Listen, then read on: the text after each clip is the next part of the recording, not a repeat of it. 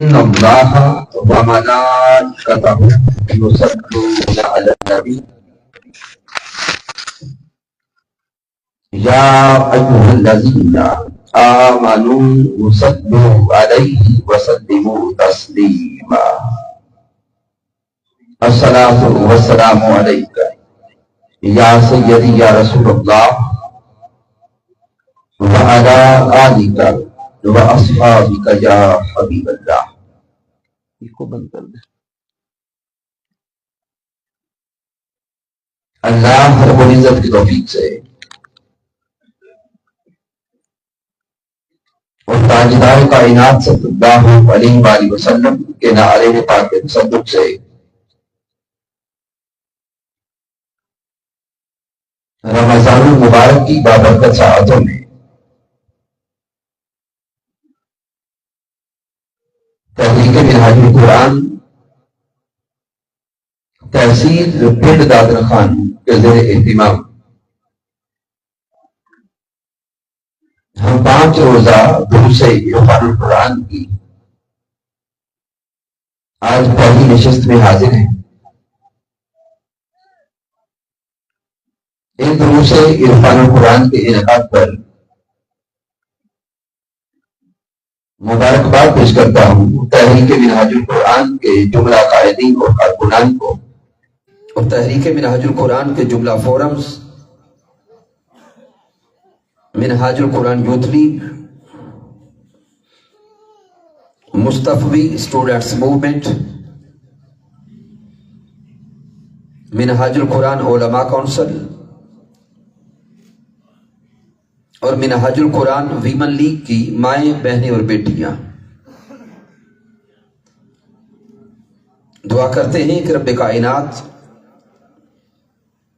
پیارے محبوب صلی اللہ علیہ وآلہ وسلم کے تصدق سے سب کی حاضری اور کاوش اپنی بارگاہ اقدس میں قبول فرمائے.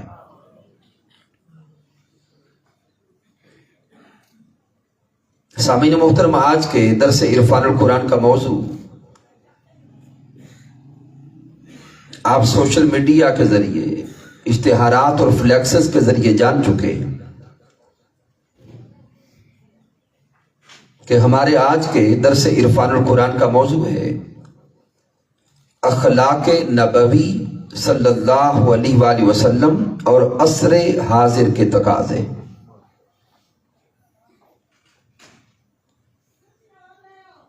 شاید بعض احباب کے ذہن میں سوال پیدا ہو کہ ان 5 روزہ دروس عرفان القرآن کی نشستوں میں اس موضوع کے لانے کی ضرورت کیا تھی؟ تو سامعین محترم، آج اگر ہم اپنے معاشرے پہ نگاہ ڈالیں تو ہمیں ہر طرف لڑائی، جھگڑے اور فسادات نظر آتے ہیں. رشتہ داروں سے دور ہو گئے. عصر حاضر میں سگے بھائیوں کے دشمن نظر آتے ہیں. معاشرے میں ہر طرف جھوٹ ہے، دھوکہ ہے، بغض ہے، حسد ہے، نفرت ہے، انتہا پسندی ہے، بم بلاسٹنگ ہے. تو گویا معاشرے پہ اگر نگاہ ڈالیں تو یہ معاشرہ ہمیں اخلاقی اعتبار سے زوال کا شکار نظر آتا ہے. تو سامعین محترم، اگر ہم اپنے معاشرے کو اس زوال سے نکالنا چاہیں اور اپنے معاشرے کو سنوارنا چاہیں تو اس معاشرے کو سنوارنے کے لیے ہمارے پاس صرف ایک ہی کلیہ ہے کہ ہم اپنی نسلوں کو حضور تاجدار کائنات صلی اللہ علیہ وآلہ وسلم کے اخلاق کے ساتھ جوڑ دیں.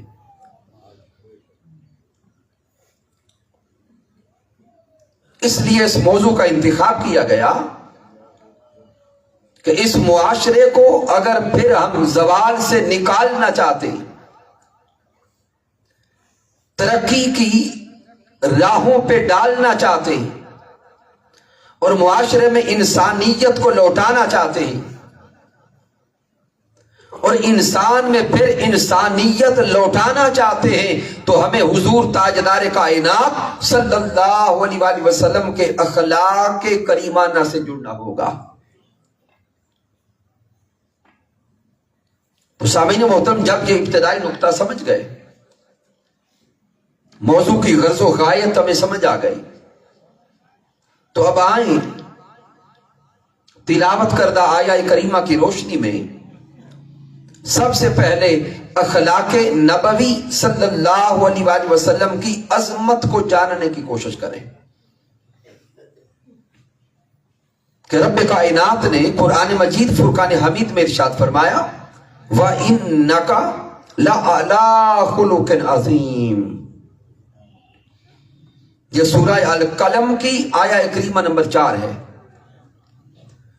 مالک کائنات ارشاد فرماتا ہے اور بے شک آپ عظیم الشان خلق پر قائم ہیں۔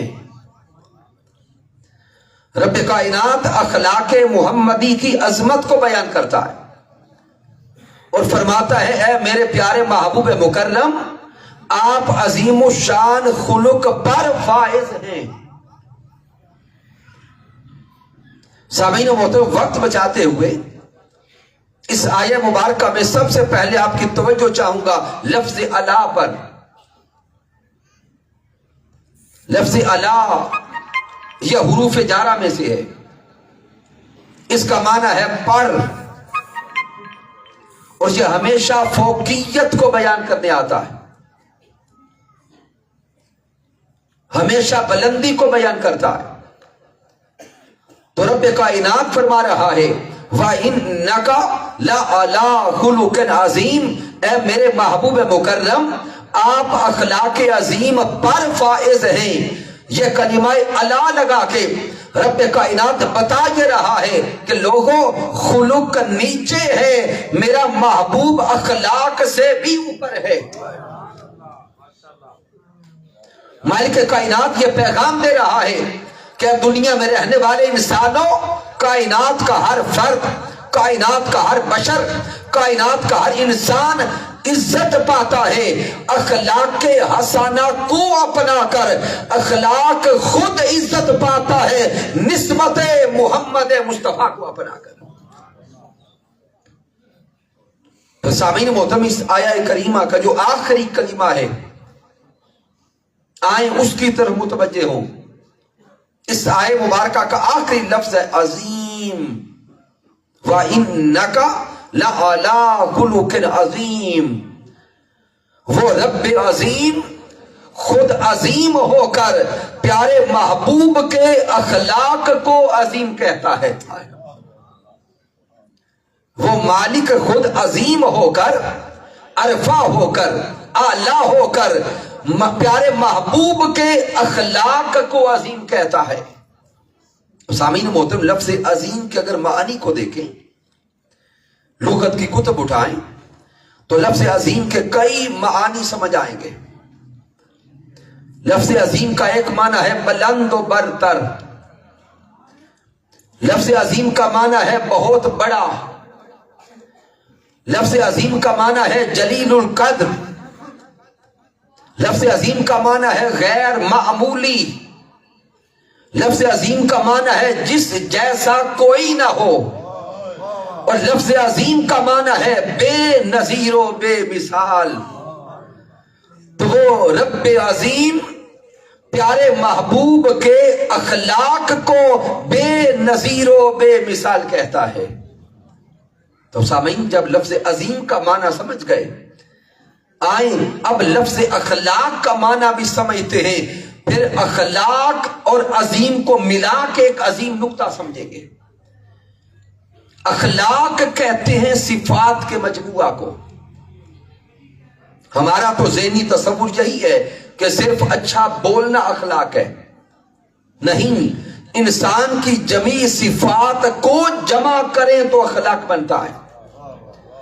انسان کا دیکھنا بھی اخلاق کے اندر آتا ہے، انسان کا بولنا بھی اخلاق کے اندر، انسان کا سننا بھی اخلاق کے اندر، انسان کا چلنا بھی اخلاق کے اندر.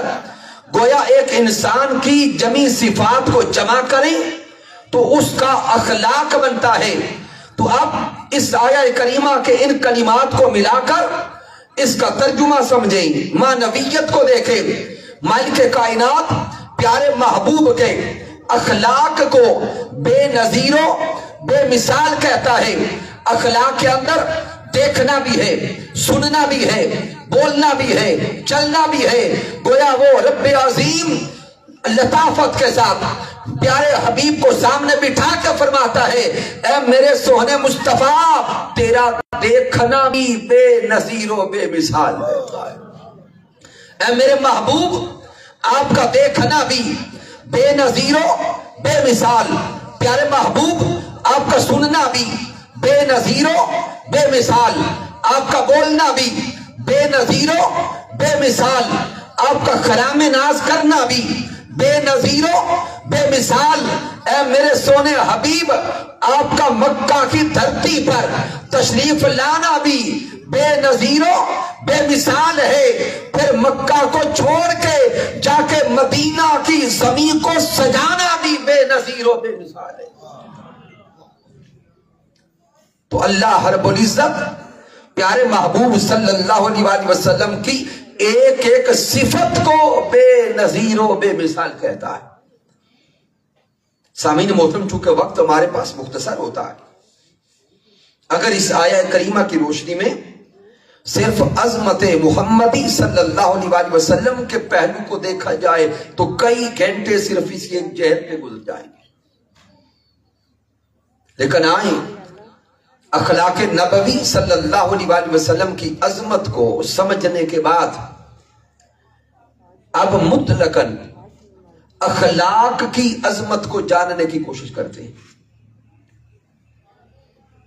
تو سامعین محترم، حضرت ابو ہریرہ رضی اللہ تعالی عنہ سے روایت ہے. اس حدیث مبارکہ کو امام احمد بن حنبل المسند میں لائے. امام بہقی نقل کرتے ہیں کہ پیارے محبوب صلی اللہ علیہ وسلم نے اپنی بعثت کا مقصد خود بیان کیا. پیارے محبوب صلی اللہ علیہ وسلم نے ارشاد فرمایا، انما بعثت لاتمم مکارم الاخلاق. میرے پیارے حبیب نے فرمایا، انما بعثت لاتمم مکارم الاخلاق. حضور فرماتے ہیں کہ میری بعثت اس لیے ہوئی، میں اس کائنات انسانی میں بھیجا اس لیے گیا، اور میں اس کائنات انسانی میں آیا اس لیے ہوں کہ میں اس دنیا میں آ کر اعلیٰ اخلاقی اقدار کو مکمل کر دوں. گویا پیارے محبوب تشریف لائے اخلاق کو سنوارنے کے لیے. پیارے حبیب تشریف لائے انسانیت کو سنوارنے کے لیے. اور تاجدار کائنات سب سے پہلے جس دھرتی پر تشریف لائے وہ عرب کی سرزمین حضور کے آنے سے پہلے جو ہلاک کی سرزمین کہلاتی تھی. ہر طرف جہالت تھی، ظلمت تھی، اندھیرا تھا، بے راہ روی تھی. اخلاقی اعتبار سے وہ معاشرہ پستی کا شکار تھا. میرے محبوب تشریف لائے، تاجدار کائنات صلی اللہ علیہ وسلم نے اس معاشرے کو سنوارا. تاجدار کائنات نے اخلاقی تربیت کی. حضور کی تربیت کا نتیجہ تھا کہ بڑے کم وقت میں پہلے جو جوہلا کے سردار کہلاتے تھے، قیامت تک کی انسانیت کے وہ امام بن گئے. نہ تھے جو خود راہ پر اوروں کے ہاتھی بن گئے. تو تاجدار کائنات صلی اللہ علیہ وسلم کی نگاہ نے، حضور کی تربیت نے اس عرب کے رہنے والوں کو قیامت تک کے انسانوں کا امام بنا دیا. کیونکہ حضور نے فرمایا، مجھے اس لیے بھیجا گیا ہے کہ میں اعلیٰ اخلاقی اقدار کی تکمیل فرما دوں. سامعین محترم، میرے محبوب صلی اللہ علیہ وسلم نے کس کس انداز سے معاشرے کی تربیت فرمائی. حضرت امام احمد بن حنبل المسند میں لائے، امام حاکم المستدرک میں لائے، اور امام ترمذی بھی اس حدیث مبارکہ کو نقل کرتے۔ حضرت ابو ذر غفاری رضی اللہ تعالی عنہ سے روایت ہے کہ پیارے محبوب صلی اللہ علیہ وآلہ وسلم نے ارشاد فرمایا اتق اللہ حیثما کنت، حضور فرماتے تم جہاں کہیں بھی ہو اللہ سے ڈرتے رہو۔ آقا نے فرمایا تم جہاں بھی ہو اللہ سے ڈرتے رہو۔ وَأَتْبِعِ السَّيِّئَةَ الْحَسَنَةَ، اور اگر تم سے کبھی کوئی گناہ سرزد ہو جائے تو گناہ کے بعد ہمیشہ نیکی کرو۔ تمحوہا، حضور نے فرمایا وہ نیکی گناہ کو مٹا دے گی۔ وَخَالِقِ النَّاسَ بِخُلُقٍ حَسَنٍ، اور حضور نے آگے فرمایا کہ اور انسانوں کے ساتھ ہمیشہ حسن اخلاق سے پیش آؤ۔ پیارے محبوب صلی اللہ علیہ وآلہ وسلم نے انسانیت کو حسن اخلاق کا حکم دیا۔ پھر سامعین محترم، پیارے محبوب صلی اللہ علیہ وآلہ وسلم نے یوم قیامت کا منظر بیان کیا۔ وہ یوم قیامت جس دن ہر انسان دوسرے انسان سے بیگانہ ہو جائے گا، والدین اولاد سے دور بھاگیں گے، اولادیں اپنے والدین سے دور بھاگیں گی، کوئی رشتہ دار دوسرے رشتہ دار کو نہیں پہچانے گا۔ پیارے محبوب علیہ السلام نے ارشاد فرمایا اس یوم قیامت اگر تم میرا قرب چاہتے ہو تو اصول سمجھ لو۔ سامعین غور کریں، کون کون چاہتا ہے کہ قیامت کے دن مجھے حضور تاجدار کائنات کا قرب نصیب ہو جائے؟ ہر چاہتا ہے کہ مجھے یوم قیامت تاجدار کائنات کا قرب نصیب ہو۔ پیارے محبوب علیہ السلام نے فرمایا ان من احبکم الی واقربکم منی مجلسا یوم القیامہ، حضور نے فرمایا کل یوم قیامت میں اسے اپنے قریب بٹھاؤں گا۔ آقا نے فرمایا کل یوم حشر میں اسے اپنے قریب بٹھاؤں گا اور وہ میرا سب سے پیارا ہوگا۔ احاسنکم اخلاقا، جس کا اخلاق تم میں سب سے اعلیٰ ہوگا، جس کا اخلاق سب سے بہتر ہوگا۔ تو سامعین محترم، ہم اس دنیا میں رہتے ہوئے ہر روز حضور سے محبت کا دم بھرتے ہیں، محبت مصطفیٰ کے نعرے لگاتے ہیں، عشق مصطفیٰ کے دعوے کرتے ہیں۔ اے حضور کے عشق کے نعرے لگانے والوں، پیارے محبوب علیہ السلام نے کلیہ دیا، قاعدہ دیا اور اصول عطا کیا۔ آقا نے فرمایا کل یوم قیامت اگر میرے قریب آنا چاہتے ہو تو میرے قریب آنے کا ایک اصول ہے کہ اپنے اخلاق کو اچھا کر لو۔ سامعین محترم، جو حضور سے محبت کرتا ہے پھر اس کا اخلاق اچھا ہونا چاہیے کہ نہیں؟ ہمارا اخلاق سمجھ جانا چاہیے۔ پھر محبوب علیہ السلام نے یوم قیامت کا ایک اور رنگ دکھایا۔ میرے حضور نے فرمایا کہ کل یوم قیامت میزان پہ اعمال تولے جائیں گے۔ جو اعمال تم اس دنیا میں کر رہے ہو کل یوم قیامت میزان پہ انہیں تولا جائے گا۔ ان میں نمازیں بھی ہیں، روزے بھی ہیں، زکوٰۃ بھی ہے، حج بھی ہے، انسان کی زندگی کا ایک ایک عمل تولا جائے گا۔ لیکن محبوب علیہ السلام نے فرمایا ان اعمال میں سب سے وزنی عمل اور سب سے بھاری عمل انسان کا اخلاق ہوگا۔ سامعین، کل میزان پہ جب اعمال تولیں گے تو ان اعمال کو جب تولا جائے گا سب سے بھاری عمل انسان کا اخلاق ہوگا۔ پھر سامعین محترم، حضرت سیدہ عائشہ صدیقہ رضی اللہ تعالی عنہا سے روایت ہے، آپ فرماتی ہیں کہ پیارے محبوب صلی اللہ علیہ وسلم نے ارشاد فرمایا الشوم سوء الخلق، کہ حضور فرماتے ہیں بدبختی اصل میں بد اخلاقی کو کہتے ہیں۔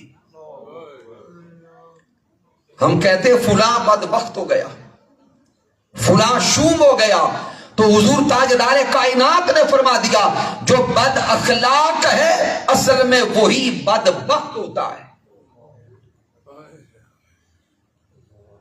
آج سامعین محترم ہم نے اخلاق کو نیکی سمجھنا بھی چھوڑ دیا۔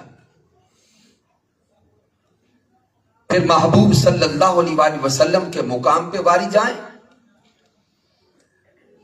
پیارے محبوب صلی اللہ علیہ وسلم جن کے اخلاق کو رب عظیم کہتا ہے، وہ پیارے محبوب رب تعالی سے ہمیشہ اچھے اخلاق کی دعا کیا کرتے تھے۔ جن کے اخلاق کی قسمیں خود رب کھاتا ہے، وہ محبوب اس کے باوجود ہر روز دعا کرتے مولا میرا اخلاق اچھا کر دے۔ حضرت عبداللہ بن مسعود رضی اللہ تعالیٰ عنہ سے روایت ہے، میرے آقا رب کی بارگاہ میں دعا کرتے اللہم احسنت خلقی فاحسن خلقی، اے رب کائنات جس طرح تو نے میرا چہرہ سونا کیا، جس طرح تو نے مجھے حسن عطا کیا، شکل و صورت عطا کی، اے رب کائنات اسی طرح تو میرے اخلاق کو بھی خوبصورت کر دے۔ پھر محبوب صلی اللہ علیہ وسلم رب تعالی کی بارگاہ میں ایک اور دعا کرتے اور دعا کر کے فرماتے اے مولا میں برے اخلاق سے تیری پناہ مانگتا ہوں۔ حضرت ابو ہریرہ رضی اللہ تعالی عنہ راوی ہے، آپ فرماتے ہیں کہ حضور دعا کیا کرتے اللہم انی اعوذ بک من الشقاق والنفاق وسوء الاخلاق، آقا رب کی بارگاہ میں التجا کرتے اے مولا میں بدبختی سے، نفاق سے اور برے اخلاق سے تیری پناہ مانگتا۔ سامعین تصور میں لائیں وہ پیارے محبوب کائنات صلی اللہ علیہ وسلم جن کو رب کائنات نے انسانیت کے لیے رول ماڈل بنایا، جن کی سیرت کو مالک کائنات نے قیامت تک انسانوں کے لیے اسوائے کاملہ قرار دیا، وہ محبوب بھی رو رو کے رب کی بارگاہ میں کہتے مولا مجھے ہمیشہ اچھا اخلاق عطا فرما۔ آئیں ہم اپنی زندگیوں کا جائزہ خود لیں، کیا ہماری زندگیاں اخلاق نبوی صلی اللہ علیہ وسلم کے مطابق گزر رہی ہیں؟ تو سامعین محترم جب سر جھکا کے اپنے من میں جھانک کے خود دیکھتے ہیں تو سوائے شرمندگی کے کچھ نظر نہیں آتا۔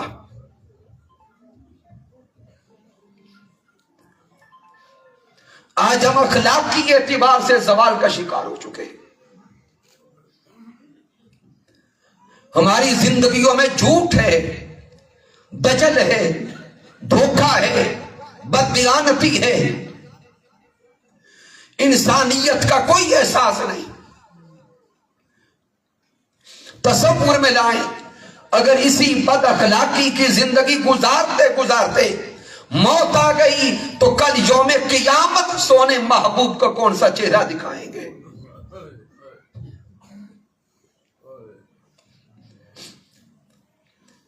آئیں آج کے درس عرفان القرآن سے کم از کم یہ نیت اور ارادہ کر کے تو جائیں کہ اپنے اخلاق کو آئندہ بہتر کرتے رہیں گے۔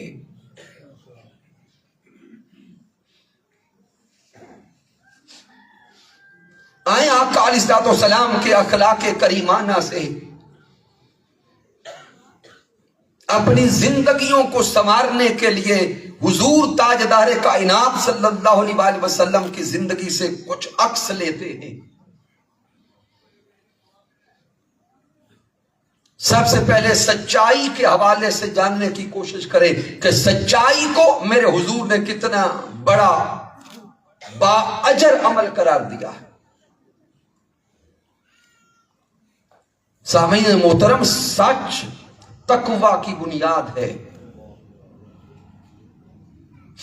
سچ ایمان کی علامت ہے، اور سچ جنت میں جانے کا ذریعہ ہے۔ حضرت عبداللہ بن مسعود رضی اللہ تعالی عنہ سے روایت ہے کہ پیارے محبوب صلی اللہ علیہ وآلہ وسلم نے ارشاد فرمایا، علیکم بالصدق۔ حضور فرماتے ہیں سچ کو اپنے اوپر لازم کر لو، علیکم بالصدق۔ آقا فرماتے ہیں سچائی کو لازم پکڑ لو،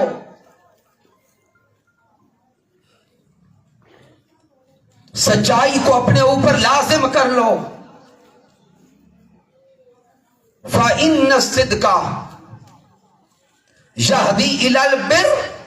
حضور فرماتے ہیں یہ سچائی ہمیشہ نیکی کی طرف رہنمائی کرتی ہے۔ فَإِنَّ الصِّدْقَ يَهْدِي إِلَى الْبِرِّ، سچائی انسان کو نیکی کی طرف لے کے جاتی ہے۔ وَإِنَّ الْبِرَّ يَهْدِي إِلَى الْجَنَّةِ، اور یہ نیکی انسان کو جنت تک پہنچا دیتی ہے۔ تو گویا حضور نے فرمایا کہ جنت میں جانے کا ذریعہ سچائی ہے۔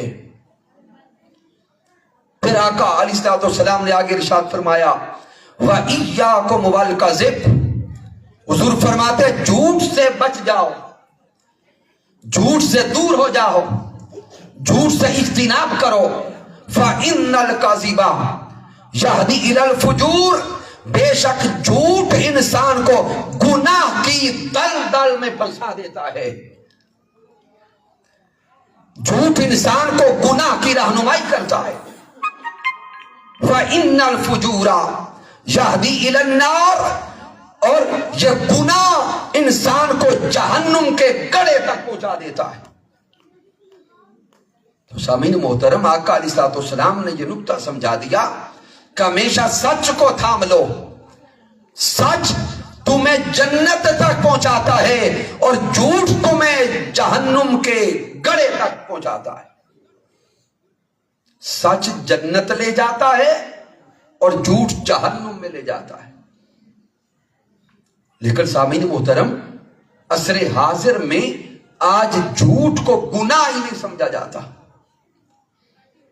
بلکہ آج تو ہمارا حال ہی ہو گیا، جو انسان جتنا چالاکی سے جھوٹ بول کر ڈیل کرتا ہے، ہم کہتے ہیں یہ بڑا ہوشیار ہے، یہ بڑا انٹیلیجنٹ ہے، یہ بڑا اچھا تاجر ہے۔ کیوں اچھا تاجر ہے؟ کہ ہر ڈیل جھوٹ بول کے کرتا ہے۔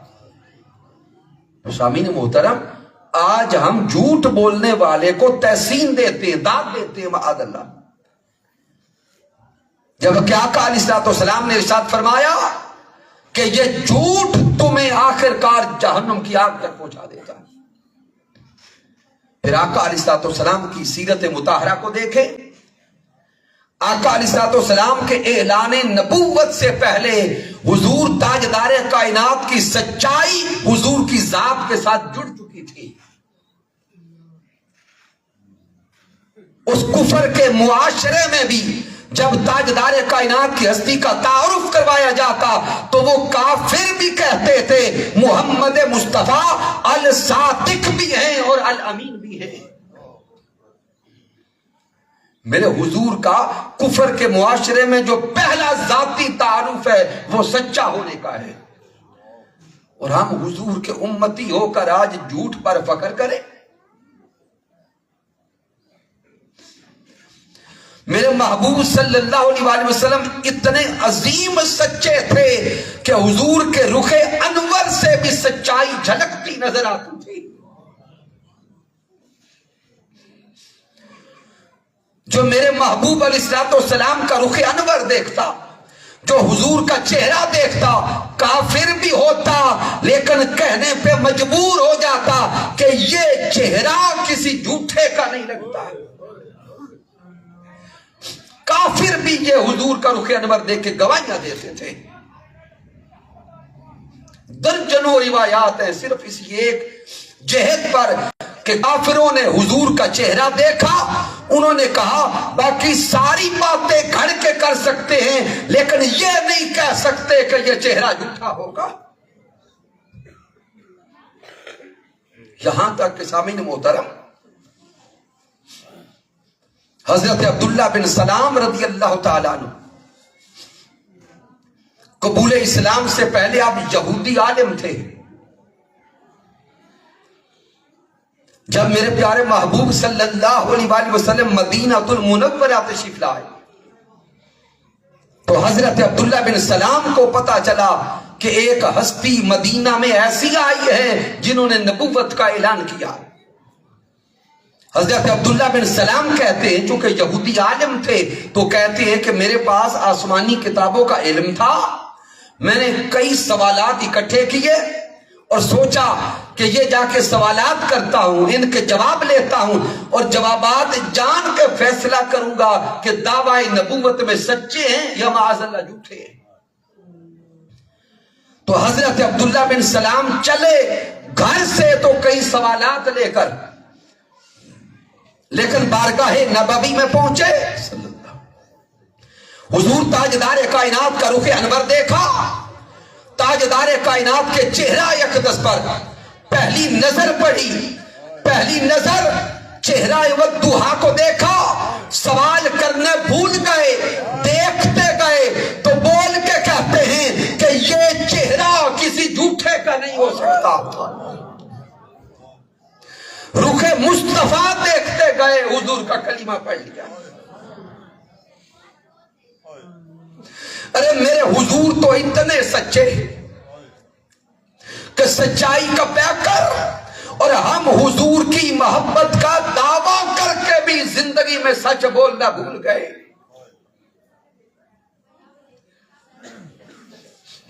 اے آج کے درس عرفان القرآن میں آنے والے دیوانگان مصطفیٰ، آج یہ نیت اور ارادہ کر کے اٹھیں کہ زندگی میں آج کے بعد کبھی جھوٹ نہیں بولیں گے۔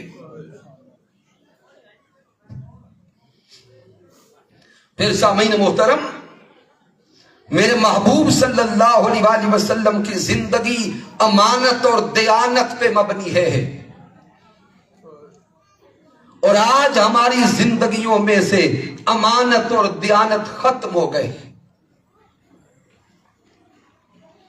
آقا علیہ السلام اتنے بڑے امین تھے کہ کافر حضور کے دشمن ہو کر بھی اپنی امانتیں حضور کے پاس رکھا کرتے تھے۔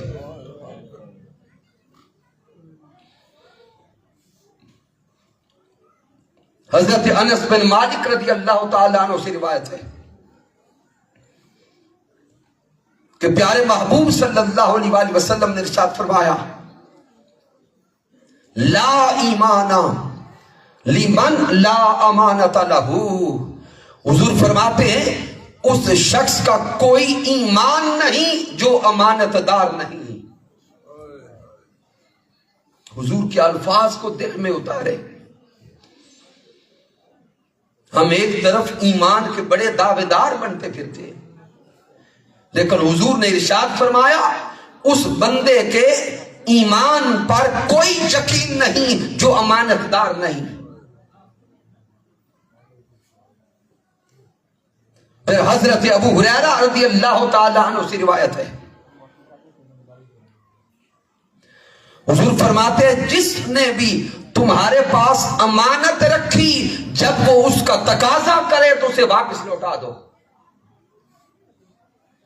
حضور نے آگے ارشاد فرمایا اور جس نے تمہارے ساتھ خیانت کی تم جواباً اس کے ساتھ خیانت نہ کرو۔ سامعین محترم، آقا کے ان الفاظ کو سامنے رکھیں اور آئیں آج ہم اپنی زندگیوں کو دیکھیں۔ آقا نے فرمایا جس نے تمہارے ساتھ خیانت کی ہے تم اس کے ساتھ بھی خیانت نہ کرو، انتقام نہ لو، بدلہ نہ لو۔ اور ہمارا حال کیا ہے؟ اگر کوئی انسان ہم پہ اعتماد کر کے ہمارے پاس امانت رکھ بیٹھے اور کبھی اس کے ساتھ ہماری ناچاکی ہو جائے، ناراضگی ہو جائے، کسی سبب سے ہماری اس کے ساتھ بول چال اچھی نہ رہے، تو جس کی امانت ہمارے پاس پڑی ہے ہم انتقامن کہتے ہیں کہ ہن میں ویکھدا تو واپس لیندا کیویں، رکھی اس نے ہے امانت، کسی وجہ سے تعلق میں درار پڑ گئی، اب ہم اس بندے سے انتقامن کہتے ہیں بھی تیری امانت میرے پاس ہی پڑی ہے نا، اب میں دیکھتا ہوں تو واپس کیسے لیتا ہے۔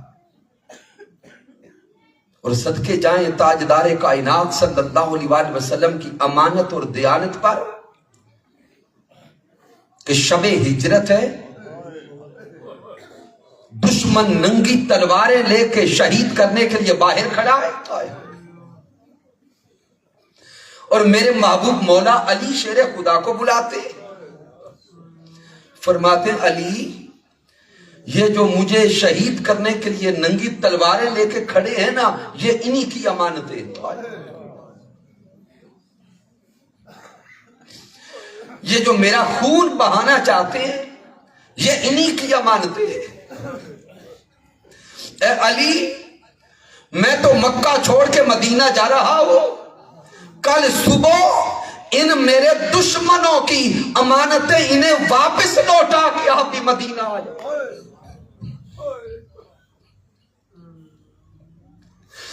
ارے میرے محبوب صلی اللہ علیہ وآلہ وسلم نے تو ان خونی دشمنوں کی امانت میں خیانت نہیں کی، اور ہم مسلمان ہو کر سگے بھائیوں کی امانت کا خیال نہیں کرتے۔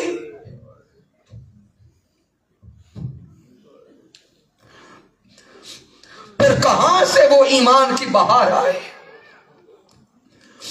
پھر کہاں سے ہمیں روحانیت نصیب ہو، پھر کیسے ہمیں سجدوں کی لذت نصیب ہو۔ سجدوں کی لذت بھی اسے نصیب ہوتی ہے جس کا من صاف اور اجلا ہوتا ہے۔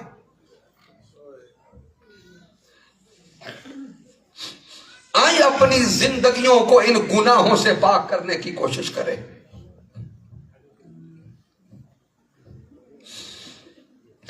پھر سامعین محترم میرے محبوب صلی اللہ علیہ وآلہ وسلم مدینہ المنورہ تشریف لائے، پیارے آقا علیہ الصلوۃ والسلام نے مدینہ المنورہ تشریف لا کے مصطفی معاشرہ قائم کیا،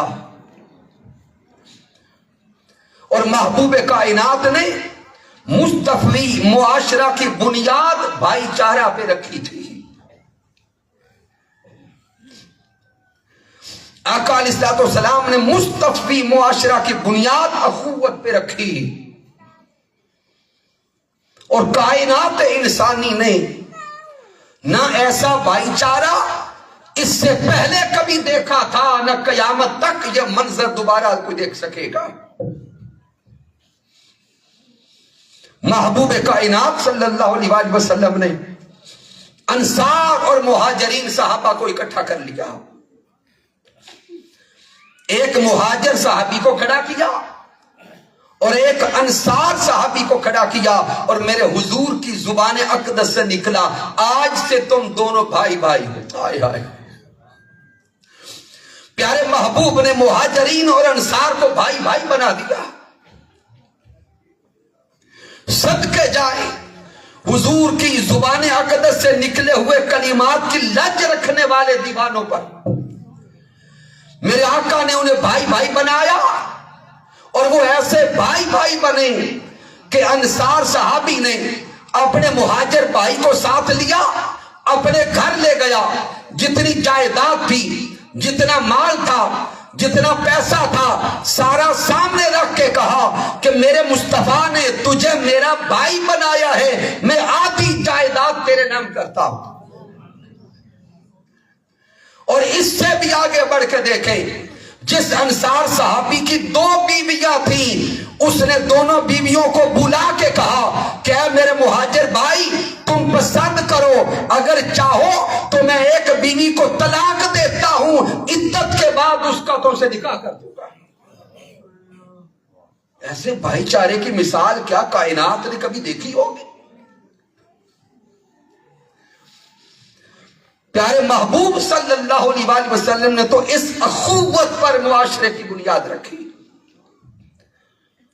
وہ مہاجر اور انصار صحابہ جن کا آپس میں کوئی خونی تعلق نہیں تھا، وہ تو جائیداد میں سے بھی حصہ دے رہے تھے، اور ہم سگے بھائی کا حق بھی آج کھا رہے ہیں۔ ہم اپنی سگی بہنوں کے حق نہیں دیتے۔ بہنیں بیچاری ساری زندگی بھائیوں کے دروازوں پہ آ کے تھک جاتی ہیں، بھائی بہنوں کا حصہ نہیں دیتے۔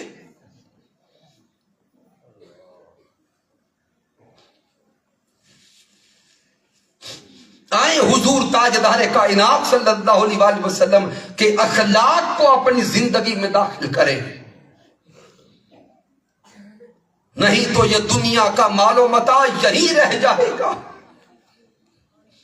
چند دن کی زندگی ہے، آخر قبر میں جائیں گے۔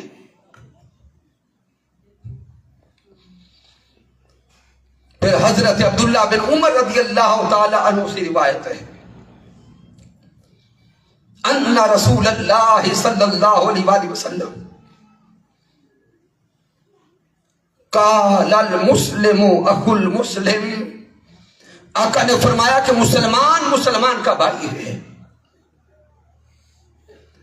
حضور فرماتے ہیں نہ دوسرے مسلمان پہ خود ظلم کرتا ہے، نہ ظالم کے حوالے کرتا ہے۔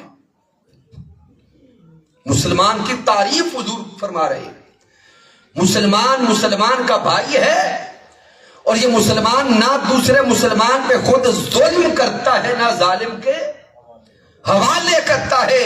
اور آج سوشل میڈیا کو اٹھائیں، پرنٹ میڈیا کو دیکھیں، اس معاشرے کی خبریں دیکھیں، سگے بھائی چھریوں کے ساتھ اپنے بھائیوں کو قتل کر رہے ہیں۔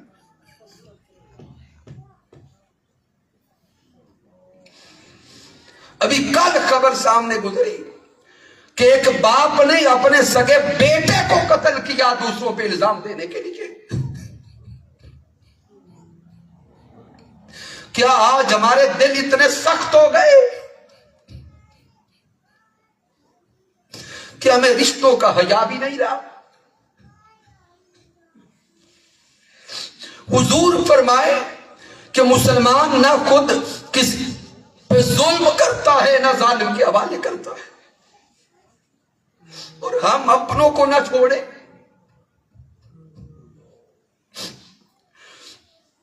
پھر میرے آقا نے فرمایا من کان فی حاجت اخیہ کان اللہ فی حاجتہ۔ آقا نے فرمایا جو انسان دوسرے مسلمان بھائی کی مدد کرتا ہے، اس کی حاجت روائی کرتا ہے، اللہ اس کی حاجت روائی کرتا ہے۔ کیا ہمیں حضور کے یہ فرامین بھول گئے؟ پھر آقا فرماتے ہیں من ستر مسلما سترہ اللہ یوم القیامہ۔ حضور فرماتے ہیں جو کسی کے گناہوں پہ پردہ ڈالے گا، جو اس دنیا میں کسی کی پردہ پوشی کرے گا، کل یوم قیامت اللہ تعالیٰ اس کے گناہوں پہ پردہ ڈالے گا۔ اور آج ہم پردے نہیں ڈالتے، ہمیں ہلکی سی خبر مل جائے کہ فلاں میں یہ کمی ہے، ہم پہلے ٹو لگاتے ہیں، پھر فون کر کر کے بتاتے ہیں دیکھا میں نہیں کہتا تھا وہ کتنا برا۔ حضور فرمائیں کسی کے عیب چھپا لو اور ہم اعلان کرتے پھریں فلاں اتنا گندا ہے، فلاں اتنا گندا۔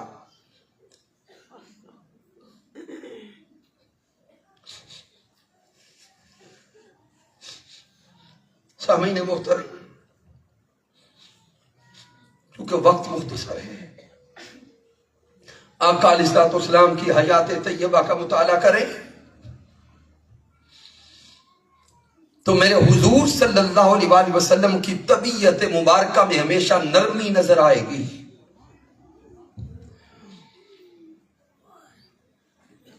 میرے محبوب صلی اللہ علیہ وآلہ وسلم ہمیشہ نرمی سے کلام کرنے والے تھے.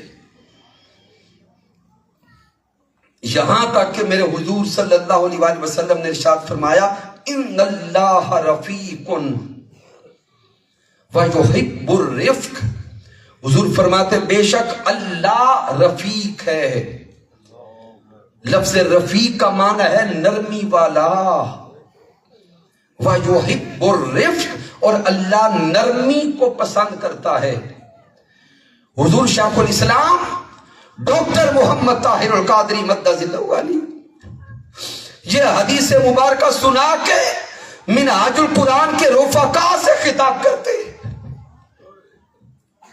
حضور شیخ الاسلام فرماتے ہیں اے منہاج القرآن کے رفقا رب تعالی خود نرم ہے اس لیے اے منہاج القرآن کے رفقا تمہارا ٹائٹل بھی رفیق رکھا ہے. چونکہ رفیق کا معنی ہے نرمی برتنے والا تو اگر رفیق کہلانے والا سخت ہو جائے تو وہ کیسا رفیق ہوگا.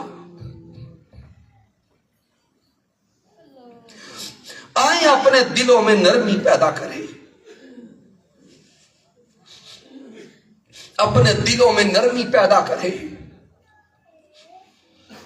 اپنے کلام میں حسن پیدا کریں. کبھی بھی سخت کلمات زبان پہ نہ لائے. حضرت یحییٰ بن سعید رضی اللہ تعالیٰ عنہ بیان کرتے کہ ایک دن حضرت عیسیٰ علیہ السلام چل رہے تھے تو حضرت عیسیٰ علیہ السلام کے راستے میں خنزیر آ گیا. تو حضرت عیسیٰ علیہ السلام اسے کہتے انفذ بسلام اے خنزیر تو سلامتی سے گزر جا. انفذ بسلام اے خنزیر تو سلامتی سے گزر جا. ساتھ ساتھیوں نے کہا اے عیسیٰ علیہ السلام یہ تو خنزیر ہے ناپاک ہے اسے تو کبھی کوئی اچھا نہیں کہتا اور آپ اسے بھی کہتے ہیں تو سلامتی سے گزر جا. تو حضرت عیسیٰ علیہ السلام فرماتے ہیں میں اس بات سے ڈرتا ہوں کہ میں کہیں اس کی وجہ سے اپنے کلام اور گفتگو کو گندا نہ کر لوں. یہ تو گندا ہے لیکن میں اپنی زبان کو گندا نہیں کرنا چاہتا. میں اب اپنے اخلاق کو گندا نہیں کرنا چاہتا. میں اپنے کلام کو نہیں بگاڑنا چاہتا. کہیں ایسا نہ ہو کہ آج اس کے لیے برے الفاظ استعمال کروں اور میری زبان کا حصہ بن جائے. حضرت عیسیٰ علیہ السلام وہ تو اس برے کو اس لیے برا نہیں کہتے کہ برے الفاظ میری زبان پہ نہ آئے اور ہم انسانوں کو برا کہیں. ہم انسانوں کے لیے سخت زبان استعمال کریں. سامعین محترم آئیں اپنی زبانوں کو نرمی کی طرف لائیں. دلوں کو نرم کریں. حضور تاجدار کائنات صلی اللہ علیہ وآلہ وسلم کی نرمی اپنی زندگی کا حصہ بنائیں. ہمیشہ دوسروں کو معاف کرنا سیکھیں. سیدہ عائشہ صدیقہ رضی اللہ تعالی عنہا ایک دن محبوب صلی اللہ علیہ وآلہ وسلم کی بارگاہ میں سوال کرتی ہیں. عرض کرتی ہیں کہ اے سونے آقا غزوہ احد کا دن آپ کی زندگی میں بڑا مشکل تھا. دشمن نے پتھر برسائے آپ کے دندان مبارک شہید ہوئے. تو اے پیارے محبوب کائنات صلی اللہ علیہ وآلہ وسلم کیا غزوہ احد کے دن سے بھی کوئی مشکل دن آپ کی زندگی میں آیا؟ تو میرے محبوب صلی اللہ علیہ وآلہ وسلم نے ارشاد فرمایا ہاں عائشہ طائف کا دن احد کے دن سے بھی مشکل تھا.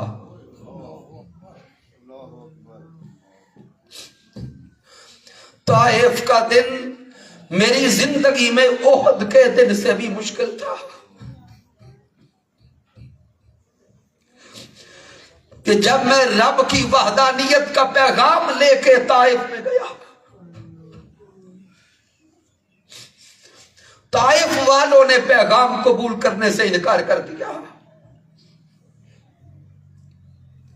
طائف والوں نے حضور کے پیچھے اوباش لونڈے لگا دیے. میرے حضور آگے چلتے جاتے اور وہ طائف والے معاذ اللہ پیچھے سے پتھر مارتے.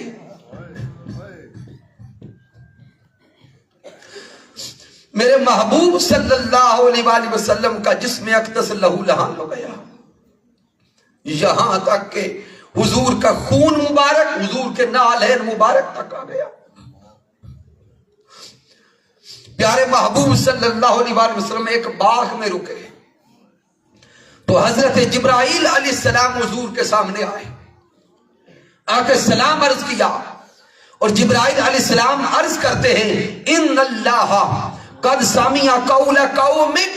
اے سونے آقا، آپ کا طائف میں جانا، طائف والوں کو رب کا پیغام پہنچانا اور طائف والوں کا جو جواب تھا رب کائنات نے وہ سارا عمل دیکھ بھی لیا ہے، سن بھی لیا ہے. اور اللہ نے پہاڑوں کا فرشتہ آپ کی بارگاہ میں بھیجا ہے. یہ پہاڑوں کا فرشتہ سونے آقا آپ سے ملاقات کرنا چاہتا. حضور فرماتے وہ پہاڑوں کا فرشتہ میرے سامنے آیا، آ کے سلام کیا اور بول کے کہتا ہے کہ سونے آقا صلی اللہ علیہ وآلہ وسلم، طائف والوں نے بڑی زیادتی کی، اگر آپ اجازت دیں تو آج یہ میں پہاڑ اٹھا کے طائف پہ گرا دوں، طائف والوں کا نام و نشان مٹا دوں، طائف کی بستی کو تباہ و برباد کر دوں، پھر قیامت تک طائف کا نام و نشان نہ بچے گا. ارے صدقے جائیں حضور کے اخلاق پر، حضور کی نرمی پر، حضور کے معاف کرنے پر. میرے مصطفیٰ فرماتے نہیں، میں طائف کو تباہ و برباد نہیں کرنا چاہتا، مجھے امید ہے کہ ان کی نسلوں سے ایسے لوگ پیدا ہوں گے جو رب کی بارگاہ میں جھکنے والے بھی ہوں گے، اس پہ ایمان لانے والے بھی ہوں گے. میرے محبوب نے ان طائف والوں کو معاف کر دیا اور ہم سگے بہن بھائیوں کو معاف نہ کرے، کہاں کا انصاف ہے اور کہاں کی محبت کا دعویٰ ہے. پھر سامعین آخری کلمات دے رہا ہوں. محبوب صلی اللہ علیہ وآلہ وسلم نے مکہ المکرمہ فتح فرمایا. سن 8 ہجری ہے، مکہ المکرمہ فتح ہو گیا. وہ سارے دشمن گردنیں جھکائے کھڑے تھے، ہر کوئی خوف زدہ تھا کہ آج ہماری زندگی کا آخری دن ہوگا. میرے محبوب صلی اللہ علیہ وآلہ وسلم نے مکہ المکرمہ داخل ہو کر کلمات ارشاد فرمائے کہ کعبۃ اللہ کی چابی کہاں ہے. عثمان بن طلحہ کعبہ کا متولی تھا، ڈرتا کانپتا کعبۃ اللہ کی چابی لے کے حضور کی بارگاہ میں آیا. میرے آقا نے کعبۃ اللہ کی چابی اٹھائی، اللہ کے گھر کا دروازہ کھولا، اندر تشریف لے گئے، نوافل ادا کیے شکرانے کے. واپس آئے تو عثمان بن طلحہ کھڑا ہے، چہرے پہ خوف کی علامت ہے. میرے حضور نے فرمایا عثمان بن طلحہ آج وقت بدل گیا، تلک الایام نداولها بین الناس. حضور نے یاد کروایا کہ جب تاجدار کائنات مکہ کو چھوڑ کے مدینہ جا رہے تھے، میرے حضور نے عثمان بن طلحہ سے کہا تھا اے عثمان بن طلحہ میرے لیے کعبہ کا دروازہ کھول، میں اندر جا کے نوافل پڑھنا چاہتا ہوں. تو عثمان بن طلحہ کا جواب تھا کہ ہر کسی کے لیے کعبہ کا دروازہ کھل سکتا ہے لیکن آپ کے لیے نہیں کھولوں گا. حضور روتے ہوئے مکہ کو چھوڑ گئے. حضور کی زبان اقدس پہ کلمات تھے, اے مکہ مجھے تجھ سے بڑی محبت ہے, مجھے تجھ سے بڑا پیار ہے, لیکن تیرے باسی مجھے یہاں رہنے نہیں دیتے. 8 سالوں کے بعد حضور واپس پلٹے, مکہ المکرمہ فتح ہو چکا تھا. عثمان بن طلحہ گردن جھکا کے کھڑا تھا. میرے حضور نے فرمایا عثمان بن طلحہ اپنے ہاتھ آگے کرتا, وہ ڈرتا ہے, کانپتا ہے کہ کہیں ہاتھ کٹوا نہ دے. میرے آقا نے پھر فرمایا عثمان بن طلحہ اپنے ہاتھ آگے بڑھا. تھر تھر کانپتے ہوئے ہاتھ آگے کیے. ارے صدقے جائیں مقام مصطفیٰ پر, صدقے جائیں اخلاق مصطفیٰ پر. میرے حضور نے کعبۃ اللہ کی چابی پھر عثمان بن طلحہ کے ہاتھوں پہ رکھ کے کہا, اے عثمان بن طلحہ تو نے میرے لیے کعبہ کا دروازہ نہیں کھولا تھا, وہ تیرا کردار تھا. میں آج پھر کعبۃ اللہ کی چابی تیرے ہاتھوں میں دیتا ہوں, تجھے پھر کعبہ کا متولی بناتا ہوں, تیری معافی کا اعلان کرتا ہوں. وہ تیرا کردار تھا, یہ محمد مصطفیٰ کا کردار ہے. میرے محبوب نے جانی دشمنوں کو معاف کر دیا. آج کے درس عرفان القرآن میں آنے والے دیوان گانے مصطفیٰ آئیں, یہ نیت اور ارادہ کر کے اٹھے کہ ہم اپنے دلوں کو انشاءاللہ صاف کر کے جاتے ہیں. دل میں کسی کی نفرت نہیں ہوگی, بغض نہیں ہوگا, حسد نہیں ہوگا. آج رب رسول کو گواہ بنا کے جس کی بھی دل میں رنجش تھی ہم معاف کر کے جاتے ہیں. کیا معاف کرتے ہیں؟ ہاتھ کھڑا کر کے بتائیں, کیا دل صاف کرتے ہیں؟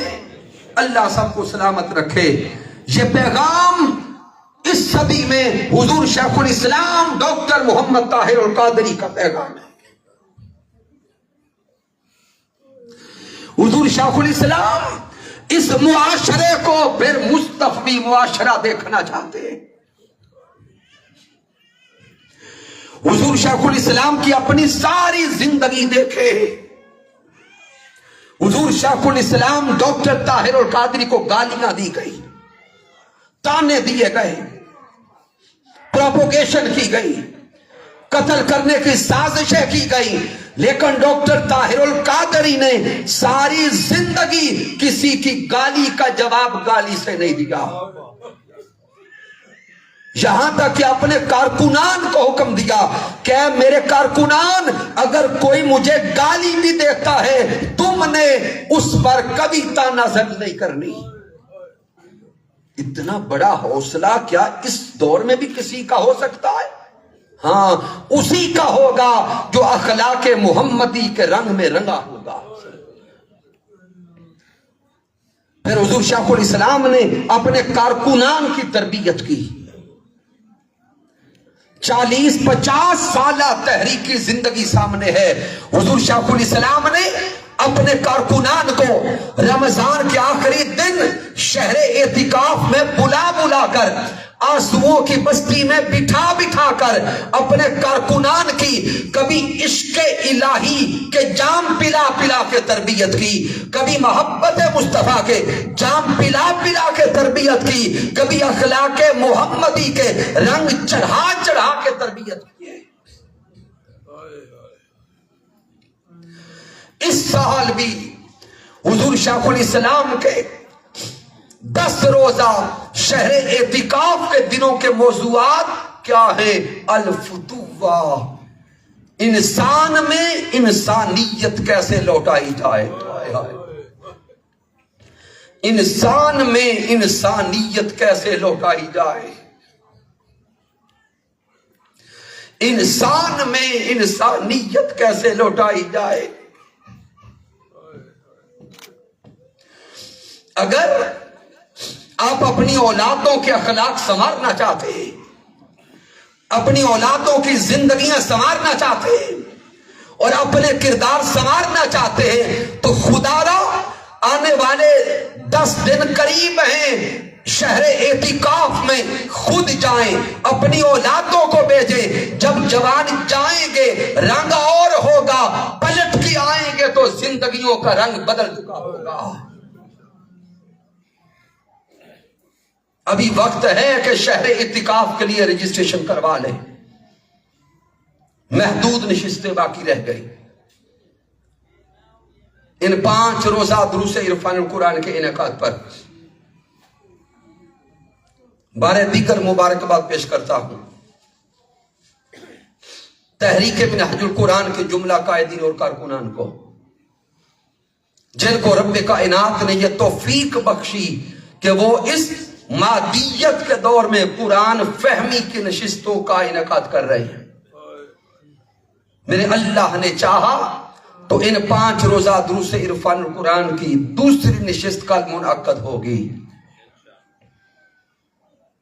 کل منعقد ہوگی، جس میں انشاءاللہ تعالی خصوصی خطاب شاگرد رشید حضور شیخ الاسلام ڈاکٹر محمد طاہر القادری مدثر الوالی، محترم علامہ ڈاکٹر ارشد محمود مصطفی صاحب فرمائیں گے۔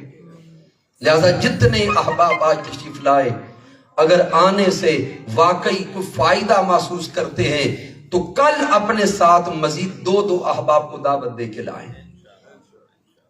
کی محمد سے وفا تو نے تو ہم تیرے ہیں، یہ جہاں چیز ہے کیا لوح و قلم تیرے ہیں۔ میں نے جو کچھ بیان کیا اگر اس میں کوئی کمی ہے، کوئی کجی ہے، کوئی غلطی ہے تو مجھے ناچیز کی طرف سے ہے رب کائنات معاف فرمائے۔ اگر اس میں کوئی اچھائی اور کمال ہے تو اللہ کی عزت کی قسم میرا کوئی کمال نہیں، یہ میرے اللہ کا کرم ہے، آقا علیہ السلام کی رحمت ہے۔ میرے قائد، میرے مربی، میرے استاذ حضور شیخ الاسلام ڈاکٹر محمد طاہر القادری مدثر الوالی کی صحبت کا فیضان ہے۔ وما علینا الا البلاغ المبین۔